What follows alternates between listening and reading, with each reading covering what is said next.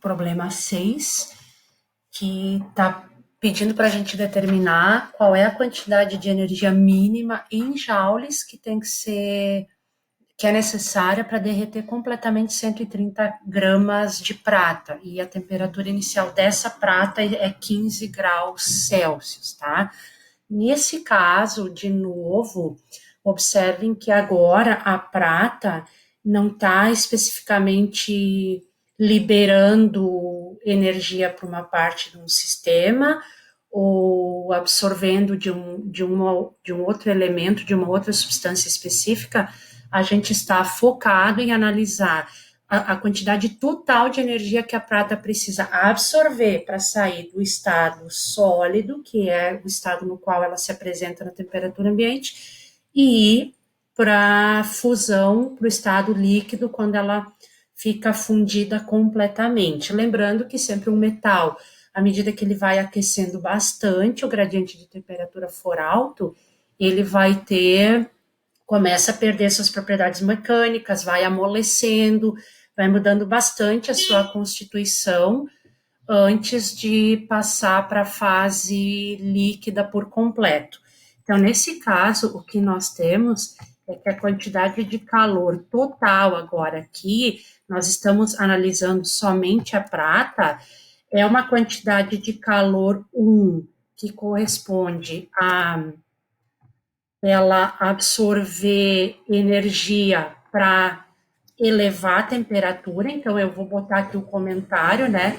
Essa quantidade de energia inicial, desculpa o barulho da rua, é necessária para elevar a temperatura da prata até a temperatura de fusão, e essa quantidade aqui eu vou somar com a quantidade de calor 2, que é a quantidade de calor necessária para derreter. Então, para passar do estado sólido para o estado líquido, e nesse caso o calor de fusão vai ser positivo. Então, vejam que aqui, ó, eu já fui buscando os dados necessários, então no dia da avaliação vocês usem as tabelas que eu deixei nos meus slides, ou o próprio livro, né, aberto. Eu até fui consultar o livro, a tabela que eu postei para vocês, lá tá que a temperatura de fusão da prata é 960,8 graus Celsius. Arredondei para 961 graus Celsius, tá?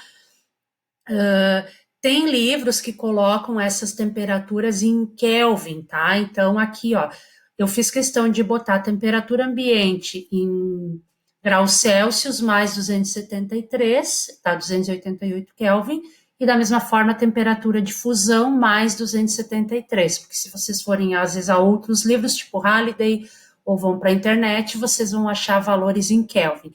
O que eu quero chamar a atenção aqui, ó, é que a variação de temperatura que a prata vai ter que sofrer até chegar ao ponto de fusão é a mesma nas duas escalas. Mesmo que eu parta de temperaturas diferentes, a variação de temperatura numa escala e na outra são iguais. Por quê? Lembrando lá do grupo que apresentou isso, a escala Kelvin está dividida em 100 intervalos entre o ponto de fusão e o ponto de ebulição da água, e da mesma forma a escala Celsius, tá?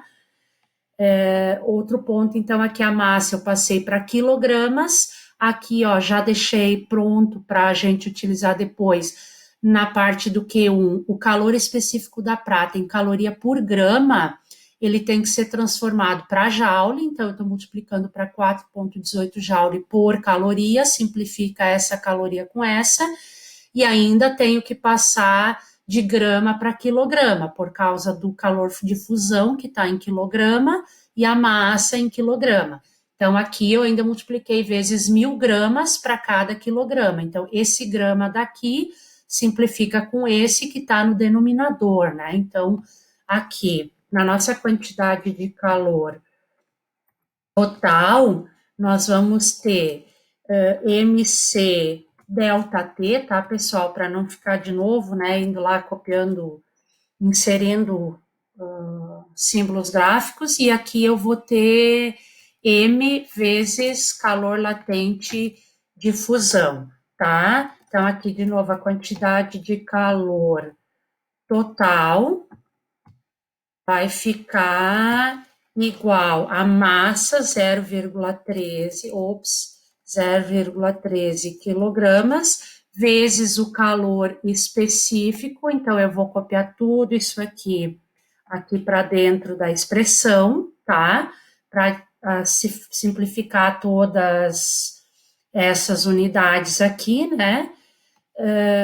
E vezes a variação de temperatura de 946 graus Celsius, mais aqui o 0,13 quilogramas de prata, vezes o calor latente de fusão da prata, tá? Então, quando eu fizer aqui as devidas multiplicações, tá, pessoal? Para o vídeo não ficar tão longo também, vocês podem, então, vocês façam essas multiplicações aqui todas, porque estou multiplicando por 4,18 e por 1000 para obter a energia em quilograma por unidade de massa, para poder simplificar aqui. Então, vocês vão ver que todo vai sobrar aqui, a única energia que vai sobrar são joules, que sobra joule aqui também. Então, isso aqui, vou fazer rapidinho. 0,56 vezes. Bom, perdi o valor ali na calculadora, mas isso aqui vai dar aproximadamente, apesar do meu sinal de igual ali, vai dar em torno de 42.400 joules de energia, que eu vou substituir, porque como de fato eu não refiz o cálculo e o valor da temperatura de fusão dá uma diferencinha de um livro para o outro, isso dá em torno de 42, acima de 42 mil joules, com certeza, 42.200 a 400, enfim, que ali na minha lista está como 42,5 quilojoules, se eu dividir esse valor por 1000, tá, pessoal? Então, fechando esta, desculpe, a questão 6, tivemos aqui, então, apenas uma substância em análise, e aí calculamos a energia total para ela sair de um estado inicial, prata no estado sólido no ambiente, até a fusão por completo. Vocês têm exercício similar, acho que envolvendo vapor ou água, enfim, se não tiver, pode ter na prova um exercício que utilize a mesma estratégia, ok, pessoal?